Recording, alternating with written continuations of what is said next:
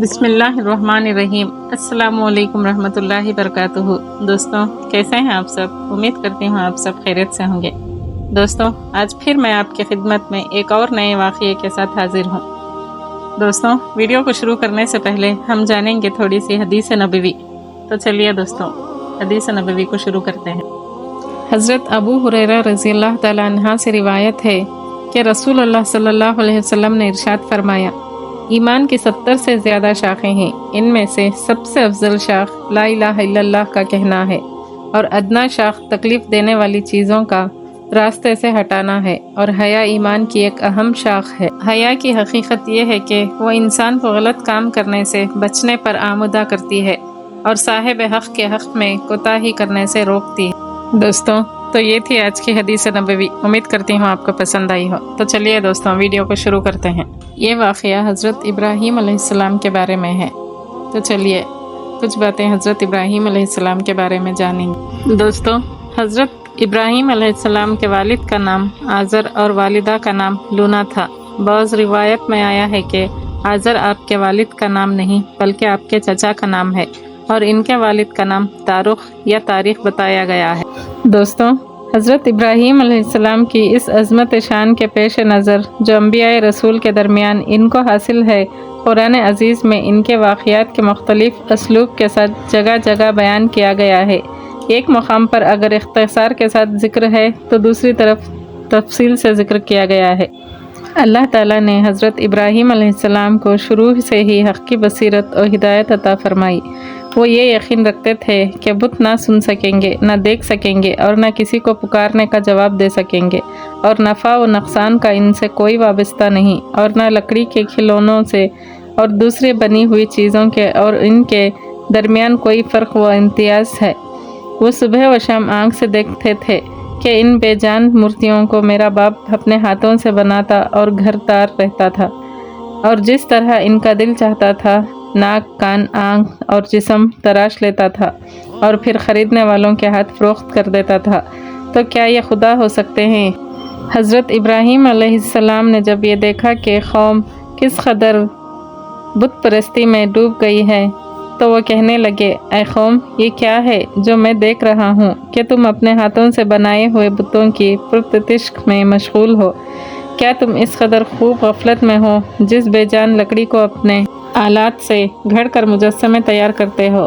اگر وہ مرضی کے مطابق نہ بنے تو اس کو توڑ کر دوسرا بنا لیتے ہو، اور پھر انہی کو پوچھتے ہو اور نفع و ضر کا مالک سمجھنے لگتے ہو۔ تم اس خرافت سے باز آ جاؤ، اللہ کی توحید کے نغمے گاؤ، اور اسی ایک مالک حقیقی کے سامنے سر نیاز جھکاؤ جو میرا، تمہارا اور کل کائنات کا خالق ہے۔ مگر قوم نے ان کی آواز پر مطلق کان نہ دھری، اور اس قوم نے جلیل القدر پیغمبر کی دعوت حق کا مذاق اڑایا۔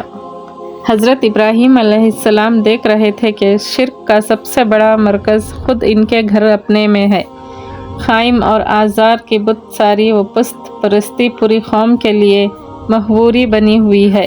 اس لیے فطرت کا تقاضا ہے کہ دعوت حق اور پیغمبر گھر ہی سے ہونی چاہیے۔ اس لیے حضرت ابراہیم علیہ السلام نے سب سے پہلے اپنے والد آزر ہی کو مخاطب کیا اور فرمایا، اے ابا جان، خدا پرستی اور معرفت الہی کے لیے جو راستہ تو نے اختیار کیا ہے یہ گمراہی اور باطل پرستی کی راہ ہے، اور صراط المستقیم اور راہ حق صرف وہی ہے جس کی دعوت میں دے رہا ہوں۔ اے باپ، تیرے ہاتھ کے بنائے ہوئے ان بتوں کی عبادت اس راہ کو چھوڑ کر اور توحید حق کی راہ کو مضبوطی اس کے ساتھ اختیار کرنا، تاکہ تجھ کو اللہ کی رضا اور دنیا اور آخرت کی سعادت حاصل ہو۔ مگر افسوس کہ آزر حضرت ابراہیم علیہ السلام کی نصیحت کا متعلق کوئی اثر نہیں ہوا، بلکہ قبول حق کے بجائے آزر نے بیٹے کو دھمکانا شروع کر دیا۔ کہنے لگا، ابراہیم اگر تو بتوں کی برائی سے باز نہ آئے گا تو میں تجھ کو سنگسار کر دوں گا۔ حضرت ابراہیم علیہ السلام نے جب یہ دیکھا کہ معاملہ اب حد سے آگے بڑھ گیا، اور ایک جانب اگر باپ کا احترام کا مسئلہ ہے تو دوسری جانب ادائے فرض ہے، حضرت ابراہیم علیہ السلام نے باپ کی سختی کا جواب سختی سے نہیں دیا، اور اخلاق کریمانہ کے ساتھ یہ جواب دیا، اے ابا، اگر میری بات کا یہی جواب ہے تو آج سے میرا تیرا سلام ہے، میں اللہ کے سچے دین اور اس کے پیغام حق کو نہیں چھوڑ سکتا اور کسی حال میں بتوں کی پرستش نہیں کر سکتا۔ میں آج تجھ سے جدا ہوتا ہوں مگر غائبانہ تیرے لیے درگاہ الہی میں بخشش طلبگار کرتا ہوں تاکہ تجھ کو ہدایت نصیب ہو اور اللہ تجھ کو عذاب سے بچائے۔ باپ اور بیٹے کے درمیان جب اتفاقی کی کوئی صورت نہ بنی اور آزر نے کسی طرح ابراہیم ہدایت کو قبول نہ کیا تو حضرت ابراہیم علیہ السلام نے آزر سے جدائی اختیار کر لی اور اپنی قوم میں دعوت حق اور پیغام رسالت کو وسیع کر دیا، اور آپ صرف آزر ہی مخاطب نہ رہا بلکہ پوری قوم کو مخاطب بنا لیا، مگر قوم اپنے باپ دادا کے دین کو کب چھوڑنے والی تھی؟ اس نے ابراہیم علیہ السلام کی ایک نہ سنی اور دعوت حق کے سامنے اپنے باطل معبودوں کی طرف گونگے، اندھے اور بہرے بن گئے۔ اور جب ابراہیم علیہ السلام نے زیادہ سے زیادہ زور دے کر پوچھا، یہ تو بتاؤ کہ جن کی تم پرستش کرتے ہو یہ تم کو کس قسم کی بھی نفع یا نقصان پہنچاتے ہیں، تو کہنے لگے ان بتوں کے جھگڑے میں ہم تو یہ جانتے ہیں کہ ہمارے باپ دادا یہی کرتے چلے آئے ہیں، لہٰذا ہم بھی وہی کر رہے ہیں۔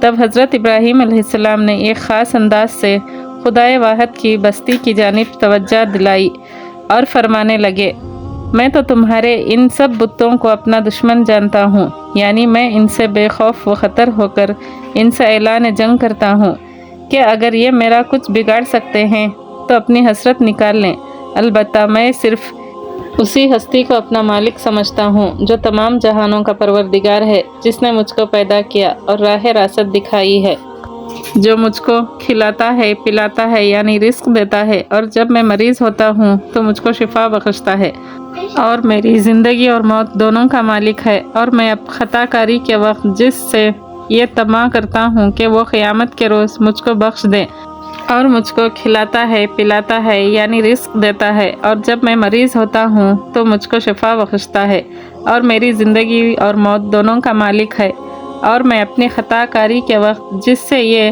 طمع کرتا ہوں کہ وہ قیامت کے روز مجھ کو بخش دے، اور میں اس کے خصوصی میں یہ دعا کرتا رہتا ہوں، اے میرے پروردگار تو مجھ کو صحیح فیصلے کی قوت عطا فرما اور مجھ کو نیک کاروں کی فہرست میں داخل کر اور مجھ کو زبان کی سچائی عطا فرما اور جنت کے نعیم کے وارث داروں میں شامل کر۔ مگر آزار اور قوم آزار کے دل کسی طرح قبول حق کے لیے نرم نہ ہوئے اور ان کا انکار حد سے زیادہ گزرتا ہی گیا۔ حضرت ابراہیم علیہ السلام نے ان کے دماغوں کے مناسب ایک عجیب اور دلچسپ پیرایہ بیان کے اختیار فرمایا۔ تاروں بھری رات تھی، ایک ستارہ خوب روشن تھا۔ حضرت ابراہیم علیہ السلام نے اس کو دیکھ کر فرمایا، یہ میرا رب ہے۔ حضرت ابراہیم علیہ السلام نے فرمایا، میں چھپ جانے والے کو پسند نہیں کرتا، یعنی جس شے پر مجھ سے بھی زیادہ تغیرات کا اثر پڑتا ہو اور جو جلدی جلدی ان اثرات کو قبول کر لیتا ہو وہ میرا معبود ہو سکتا ہے؟ پھر نگاہ اٹھائی تو دیکھا کہ چاند آب و تاب کے ساتھ سامنے موجود ہے۔ اس کو دیکھ کر فرمایا، میرا رب یہ ہے، اس لیے کہ یہ خوب روشن ہے اور اپنی روشنی سے سارے عالم کو نور بنائے ہوئے ہے، بس اگر کواکب کو رب بنانا ہی ہے تو اس کو کیوں نہ بنایا جائے، کیونکہ یہی اس کا زیادہ مستحق نظر آتا ہے۔ پھر جب سحری کا وقت ہونے لگا تو قمر کے بھی مانند پڑ جانے اور روپوش ہو جانے کا وقت بھی آ پہنچا، اور جس قدر طلوع آفتاب کا وقت قریب ہوتا چاند کا جسم دیکھنے والی آنکھیں سے اوجھل ہونے لگا، تو یہ دیکھ کر حضرت ابراہیم علیہ السلام نے ایک ایسا جملہ فرمایا جس سے چاند کے قریب ہونے کی نفع کے ساتھ ساتھ اللہ واحد کی ہستی کی جانب قوم کی توجہ اس خاموشی کے ساتھ پھیر دی کہ قوم اس کا احساس بھی نہ کر سکے، اور اس گفتگو کا جو مقصد وحید ہے یعنی صرف اللہ واحد پر ایمان۔ اور پھر حضرت ابراہیم علیہ السلام نے فرمایا، میرا حقیقی پروردگار میری رہنمائی نہ کرتا تو میں بھی ضرور گمراہوں قوم میں ہی سے ہوتا۔ بس اس قدر فرمایا اور خاموش ہو گئے، اس لیے کہ ابھی اس سلسلے کا ایک کڑی اور باقی ہے اور قوم کے پاس ابھی مقابلے کے لیے ایک ہتھیار موجود ہے، اس لیے اس سے زیادہ کہنا مناسب نہیں تھا۔ ستاروں بھری رات ختم ہوئی، چمکتے ستارے اور چاند سب نظروں سے اوجھل ہو گئے۔ کیوں؟ اس لیے کہ اب آفتاب का रुख रोशन सामने आ रहा है। दिन निकल आया और वो पूरी आबोताब से चमकने दमकने लगा। इब्राहीम अलैहिस्सलाम ने इसको देखकर फरमाया, ये है मेरा रब, क्योंकि ये कवाकिब में सबसे बड़ा और निज़ाम फलकी में से बड़ा सितारा हमारे सामने दूसरा नहीं है। लेकिन दिन भर चमकने और रोशन रहने और तमाम आलिम को रोशन करने के बाद वक्त मुकर्रर पर इसने भी इराक़ की सरजमीन से पहलू बचाना शुरू कर दिया। आहिस्ता आहिस्ता सामने आने लगी और आखिरकार नज़रों से गायब हो गया। तो अब वक्त आ पहुंचा कि इब्राहीम अलैहिस्सलाम असल हकीकत का ऐलान कर दें और कौम को लाजवाब बना दें कि इनके अक़ीदे के मुताबिक अगर इनको कवाकिब की माबूदों हासिल हैं तो इनकी क्या वजह है। हमसे भी ज़्यादा इनमें तग़य्युरात नुमायान हैं और ये जल्दी जल्दी इनके असरात से मुतासिर होते हैं। और अगर माबूद हैं तो इनमें अफ़वाल चमक कर डूब जाना क्यों है। जिस तरह चमकते नज़र आते थे इसी तरह क्यों नहीं चमकते। झूठे सितारे की रोशनी को महताब ने क्यों मानद कर दिया और महताब के रुख रोशन को आफताब के नूर से किस लिए बेनूर बना दिया। बस ऐ कौम, मैं इन मुज़किशाना अक़ाइदे से बरी हूँ और शिर्क की ज़िंदगी से बेदार हूँ। मैंने अपना रुख सिर्फ़ अल्लाह ही की तरफ की है जो आसमानों और ज़मीनों का खालिक है। हनीफ हूँ और मुशरिक नहीं हूँ। अब कौम समझ गई कि ये क्या हुआ। इब्राहीम अलैहिस्सलाम ने हमारे तमाम हथियार बेकार कर दिए और हमारे तमाम दलाइल पामाल कर दिया। अब हम इब्राहीम के इस मजबूत बरहान का किस तरह रद्द करें और इसकी रोशन दलील का क्या जवाब दें। वो इसके लिए बिल्कुल आजिज़ हो गए थे और जब कोई बस न चला तो ख़ाइल होने और सदाए हक़ को कबूल कर लेने के बजाय इब्राहीम अलैहिस्सलाम से झगड़ने लगे और अपने माबूद इन बातिल से डराने लगे कि वो तेरी तौहीन का तुझसे ज़रूर इंतकाम लेंगे। हज़रत इब्राहीम अलैहिस्सलाम ने फरमाया, तुम मुझसे झगड़ाते हो और अपने बुतों से मुझको डराते हो, हालांकि अल्लाह ताला ने मुझको सही राह दिखाई है और तुम्हारे पास गुमराही के सिवा कुछ नहीं है। मुझे तुम्हारे बुतों के मुताबिक कोई परवाह नहीं। जो कुछ मेरा रब चाहेगा वही होगा। तुम्हारे बुत कुछ भी नहीं कर सके। क्या तुमको इन बातों से कोई नसीहत हासिल नहीं होती। तुमको तो अल्लाह ताला की नाफरमानी करने और इसके साथ बुतों को शरीक ठहराने में भी कोई खौफ नहीं आता, जिसके लिए तुम्हारे पास एक दलील भी नहीं है। और मुझसे ये तवक्का रखते हो कि अल्लाह ताला वाहिद का मानने वाला और अमन व आलिम का ज़िम्मेदार हूँ। तर्जुमा। और अल्लाह की कसम, मैं तुम्हारी अदम व मौजूदगी में ज़रूर तुम्हारे बुतों के साथ खुफिया चाल चलूँगा। और फिर हज़रत इब्राहीम अलैहिस्सलाम ने फरमाया, ये बुत ना नफ़ा पहुँचा सकते हैं और ना नुकसान, और ये कि तुम्हारे कानों और पेशानियों ने इनके मुतालिक तुम्हारे दिलों में गलत खौफ बिठा दिया है कि अगर इनसे मुनकिर हो जाओगे तो ये गज़बनाक होकर तुमको तबाह कर डालेंगे।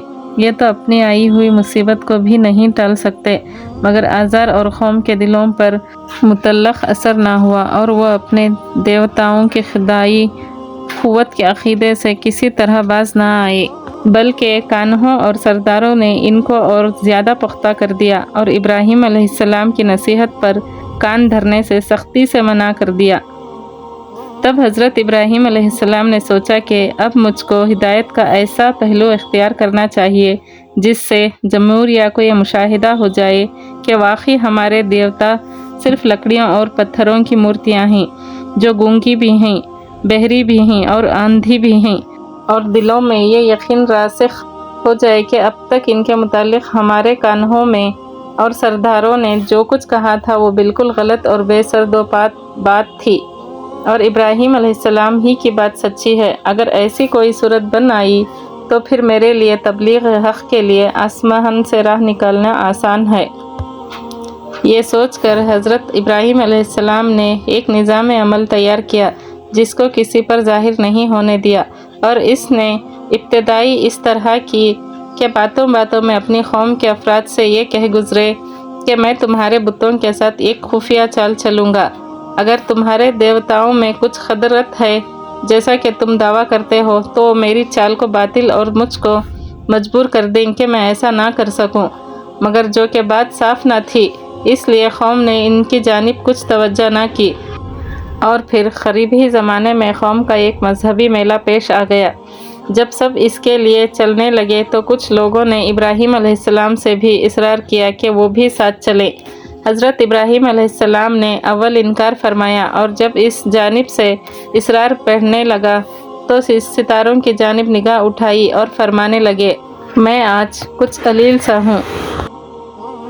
اب جبکہ ساری قوم بادشاہ، کاہن اور مذہبی پیشوا میلے میں مصروف اور شراب و کتاب میں مشغول تھے، تو حضرت ابراہیم علیہ السلام نے سوچا کہ وقت آ گیا ہے کہ اپنے نظام عمل کی تکمیل کروں اور مشاہدہ کی صورت میں جمہوریہ پر واضح کر دوں کہ ان کے دیوتاؤں کی حقیقت کیا ہے۔ وہ اٹھے اور سب سے بڑے دیوتا ہیکل میں پہنچے۔ دیکھا تو وہاں دیوتاؤں کے سامنے قسم قسم کے حلوے، پھلوں، میووں اور مٹھائیوں کے چڑھاوے رکھے تھے۔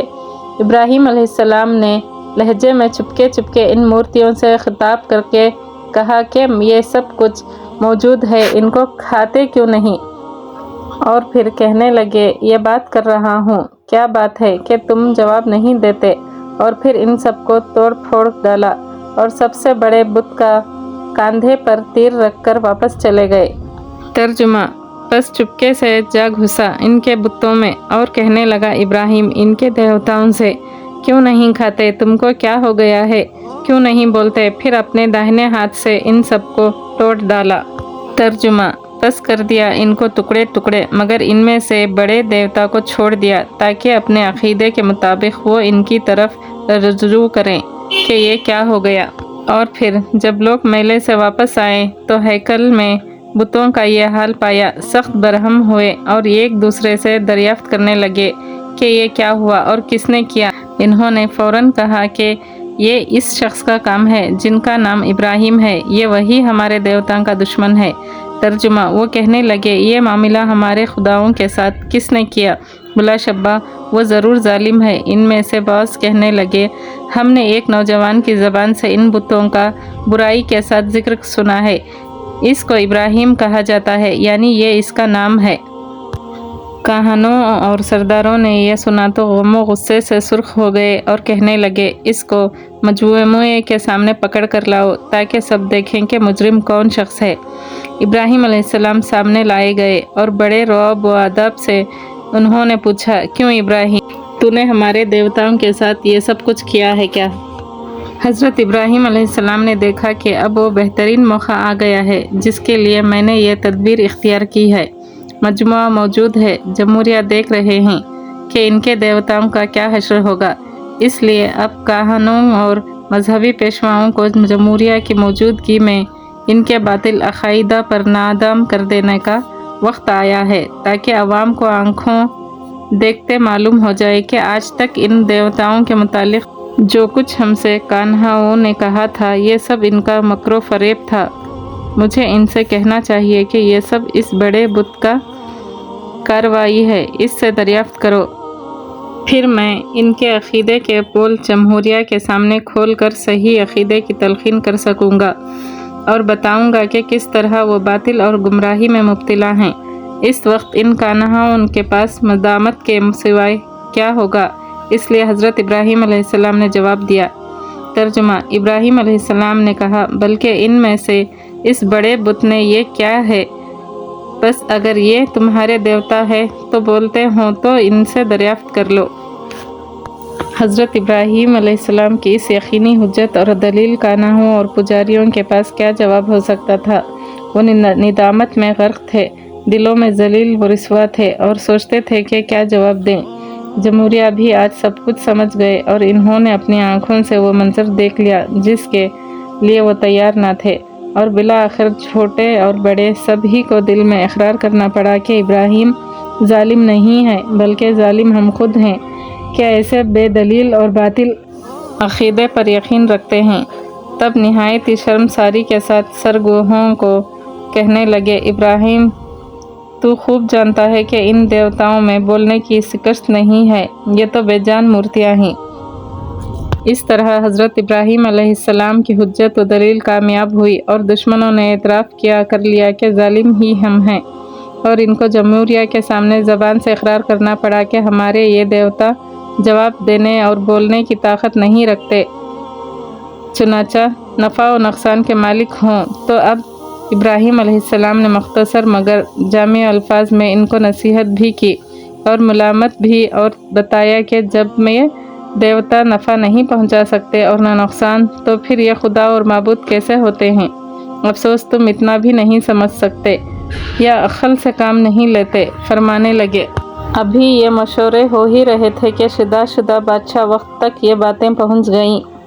ज़माने में इराक़ के बादशाह का लक़ब नमरूद होता था। ये रियाया के सिर्फ बादशाह ही नहीं होते थे, बल्कि ख़ुद को इनका रब और मालिक जानते थे, और रियाया भी दूसरे देवताओं की तरह इनको अपना खुदा व माबूद मानती थी। इसकी भी इसी तरह प्रतिष्ठा करती थी जिस तरह देवता इनकी करते थे, बल्कि इनसे भी ज़्यादा पास व दब के साथ पेश आती थी, इसलिए कि वो साहिब अक़ल व शऊर भी होता था और मालिक तख्त व ताज भी।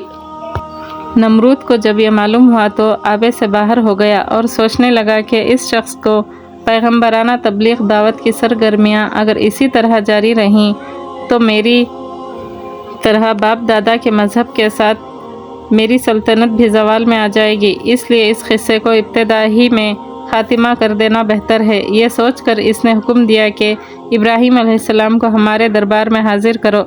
इब्राहीम अलैहिस्सलाम से दरियाफ़्त किया कि तू बाप दादा के दीन के मुखालिफत किस लिए करता है और मुझको रब मानने से तुझे क्यों इनकार है। इब्राहीम अलैहिस्सलाम ने फरमाया, मैं अल्लाह वाहिद का परस्तार हूँ, इसके अलावा किसी का इसका शरीक नहीं करता। सारी कायनात और तमाम आलिम इसके मखलूक हैं और वही इन सब का खालिक है, मालिक है। तू भी इसी तरह एक इंसान है जिस तरह हम सब इंसान हैं। फिर तू किस तरह रब या खुदा हो सकता है और किस तरह ये गूंगे बहरे लकड़ियों के बुतों खुदा हो सकते हैं।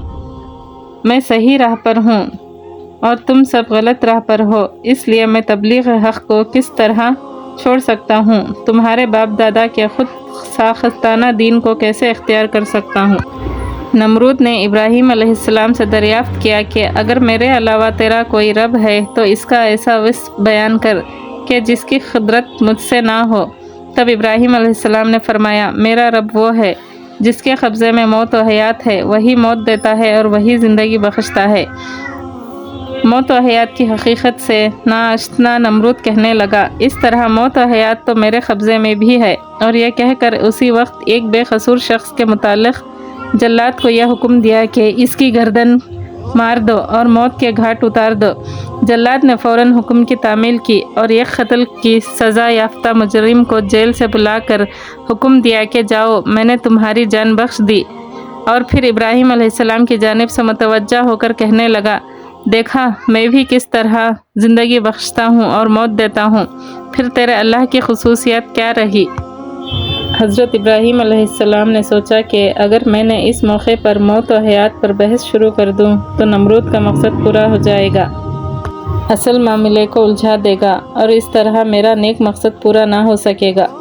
और अल्लाह वाहिद का यकीन पैदा करना मेरा मकसद वहीद है। इसलिए इन्होंने इस दलील को नज़रअंदाज करके समझाने का एक दूसरा पैरवा इख्तियार किया और ऐसे ही दलील पेश की जिसका सही व शाम हर शख्स आँखों से मुशाहिदा करता और बग़ैर किसी मुंतखी दलील के हज़रत इब्राहीम अलैहिस्सलाम के दलाइल से लाजवाब थे और दिलों में ख़ाइल बल्कि बुतों के वाक़े में तो ज़बान से इकरार करना पड़ा कि इब्राहीम अलैहिस्सलाम जो कुछ कहता है वही हक़ है और सही व दुरुस्त है। ताहम इनमें से किसी ने राह मुस्तकीम को इख्तियार ना किया। अपनी निदामत व ज़िल्लत से मुतासिर होकर बहुत ज़्यादा गज़ब में आ गए और बादशाहों से रियाया तक सब ने फ़ैसला कर लिया कि देवताओं की तौहीन और बाप दादाओं के दीन के मुखालिफत में इब्राहीम अलैहिस्सलाम को दहकती आग में जला देना चाहिए, क्योंकि ऐसे सख्त मुजरिम को सज़ा यही हो सकती है और देवताओं की तहक़ीर का इंतज़ाम इसी तरह किया जा सकता है। मगर हज़रत इब्राहीम अलैहिस्सलाम को इसकी ना परवाह थी और ना इसका खौफ था। हज़रत इब्राहीम अलैहिस्सलाम को इस वक्त भी एक ऐसा बड़ा सहारा हासिल था जिसको तमाम सहारों का सहारा और तमाम नुसरतों का नासिर कहा जाता है, और वो अल्लाह वाहिद का सहारा था। اور دشمنوں کے تمام منصوبوں کو خاک میں ملا دیا۔ ہوا یہ کہ نمرود اور قوم نے ابراہیم علیہ السلام کی سزا کے لیے ایک خصوصی جگہ اور اس میں کئی روز تک مسلسل آگ دہکاتے گئے۔ اس کے شعلوں سے خریب و جوار کی اشیاء تک جھلکنے لگیں۔ جب اس طرح بادشاہ اور قوم کو کامل اطمینان ہو گیا کہ اب ابراہیم کو اس سے بچ نکلنے کا کوئی صورت باقی نہیں رہی، تب ایک گوپن میں ابراہیم علیہ السلام کو بٹھا کر دہکتی ہوئی آگ میں پھینک دیا۔ اس وقت آگ میں جلانے کی تاثیر بخشنے والا اللہ تعالیٰ نے آگ کو حکم دیا کہ وہ ابراہیم علیہ السلام پر اپنی سوزش کا اثر نہ کریں اور ناری عناصر کا مجموعہ ہوتے ہوئے بھی اس کے حق میں سلامتی کے ساتھ سرد پڑ جائیں۔ آگ اس وقت حضرت ابراہیم علیہ السلام کے حق میں بردار و سلامان بن گئی اور دشمن ان کو کسی قسم کا نقصان نہ پہنچا سکے اور ابراہیم علیہ السلام دہکتی آگ سے سالم و محفوظ دشمنوں کے نرغے سے نکل گئے۔ دوستوں، یہ تھا حضرت ابراہیم علیہ السلام اور آگ کا واقعہ۔ امید کرتی ہوں آج کی ویڈیو پسند آئی ہو تو لائک، شیئر، سبسکرائب اور کمنٹ ضرور کریں اور اپنا خیال رکھنا۔ اللہ حافظ۔